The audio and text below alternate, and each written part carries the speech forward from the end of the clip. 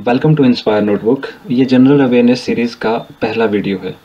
इस सीरीज़ के future videos में हम स्टेट कमीशन के हर एग्जामिनेशन पॉइंट ऑफ व्यू से टॉप नॉच जीके के क्वेश्चंस विद फैक्ट्स लेके आएंगे। आप कंप्यूटर से रिलेटेड वीडियोस चैनल की प्लेलिस्ट में जाकर देख सकते हैं। ओके, चलिए स्टार्ट करते हैं। What was the first emoticon ever used? देखिए, ये जो स्माइलीज हैं basically these are called emojis.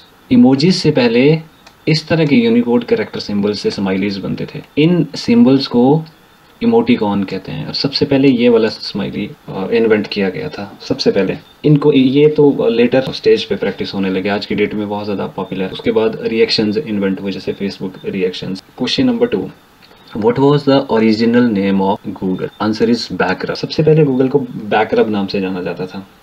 इसके बाद एक मैथमेटिशियन ने इसका नाम गूगल सजेस्ट किया था। अब ये गूगल क्या है? ये एक मैथ्स की बेसिकली एक मैथ्स का एक न्यूमेरल है। जैसे आप लोगों ने है मिलियन, आप लोगों को मालूम है 10 मिलियन, बिलियन, बेसिकली ये काउंटिंग न्यूमेरल्स हैं। मिलियन में क्या है, 1 के साथ कितनी जीरोज होंगी? 1 2 3 4 5 6, दिस इज 1 मिलियन। अब 1 के साथ 100 जीरोज अगर हों तो दैट इज 1 गूगल। स्टार्टिंग में ये वाला नाम गूगल सजेस्ट किया गया था। हालांकि बताया जाता है कि जब गूगल का लोगो डिज़ाइन बन रहा था तो मिस स्पेल हो गया था, तब ये गूगल नाम पड़ा है। बाकी जेब्स, आर्की, ये सर्च इंजन है। This is old name of Google. Second name is Google. आज की डेट में टेकी जाइंट गूगल बहुत पॉपुलर है एंड वर्ल्ड का सबसे ज़्यादा widely used search engine of the globe. तो चलिए नेक्स्ट क्वेश्चन को डिस्कस करते हैं। This is Google figure. Okay, which among following is voice assistant of Samsung? Oh, so Bixby. ये जितनी भी ऑप्शंस हैं सारे वॉइस असिस्टेंट है। This is Apple voice assistant, Siri, male और फीमेल दोनों वॉइसेस में आप इसको कन्फिगर कर सकते हो।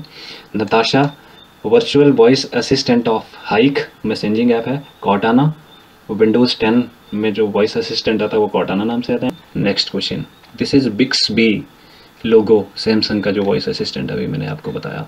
और हैप्पीएस्ट पार्ट इज़ कि वॉइस असिस्टेंट है बहुत इंटेलिजेंट है। Suppose you want to set alarm of your mobile phone, तो what you need to do is just need to tap on Bixby and say Bixby will you please wake me up at 7। तो Bixby 7 o'clock आपका alarm set कर लेगी। Everything you can do on Bixby using so many commands. Next question is name the creature having 9 brains. Octopus. ये सभी multiple brain creature हैं। Leches के कहा जाता है कि 30+ ब्रेन्स होते हैं। स्नेल है, मॉस्किटोज है, और 9 ब्रेन्स वाला क्रिएचर पूछा गया है। So the correct answer is octopus. ये ऑक्टोपस की पिक्चर है। ये जो आपको अर्थवॉर्म लाइक लेआउट्स दिख रही हैं, दीज आर कॉल्ड टेंटेकल्स। इनको टेंटेकल्स कहते हैं। Octopus has octa tentacles means 8, तभी तो इसका नाम ऑक्टोपस है। वो जो ब्रेन्स हैं वो इन टेंटेकल्स में पाए जाते हैं। इनके ऑक्टोपस के मेन ब्रेन है वो इसका इस पार्ट में होता है, टॉप में। This is donut shape like brain. ये एक तरह का मेन प्रोसेसर है। ये बाकी ये सारे इसके प्री प्रोसेसर हैं। ये मल्टीपल हार्ट पोजेस भी करता है। तो कितने हार्ट होते हैं ऑक्टोपस के, ये आप लोग शेयर करोगे। ये आपका होमवर्क है। ओके, सो नेक्स्ट क्वेश्चन की ओर बढ़ते हैं। The sun appears red at sunset and sunrise. सुबह और शाम ये रेड अपीयर होता है। Reason is because of scattering of light due to dust particle and air molecules. Morning में क्या होता है, ज़्यादा कोल्ड क्लाइमेट होने की वजह से डस्ट पार्टिकल क्लॉग होते हैं। जब सन रेज उन पार्टिकल्स पे पड़ती हैं तो वो स्कैटरिंग होती है, और इसी स्कैटरिंग की वजह से जो सन है इट अपीयर्स रेड। बहुत ज़्यादा बार एग्जाम में पूछा हुआ क्वेश्चन है। Next question, which of the following is known as valley of flowers in India? India में उत्तराखंड को वैली ऑफ फ्लावर्स के नाम से जाना जाता है। Uttarakhand was part of UP. 2000 से पहले तो ये यूपी का पार्ट था, तब इसको then it was called Uttaranchal. 2000 में ये यूपी से अलग हुआ था और उसके 7 years के बाद Uttaranchal was renamed as Uttarakhand. ये है।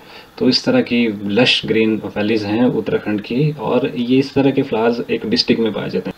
You need to explore that district of Uttarakhand, जिसकी वजह से उत्तराखंड को फ्लावर्स की वैली कहा जाता है। Next question, what is the fear of being without your mobile phone called? Oh, this is called nomophobia, nomophobia, no mobile phobia, जिनको mobile की बहुत ज़्यादा एडिक्शन होती है।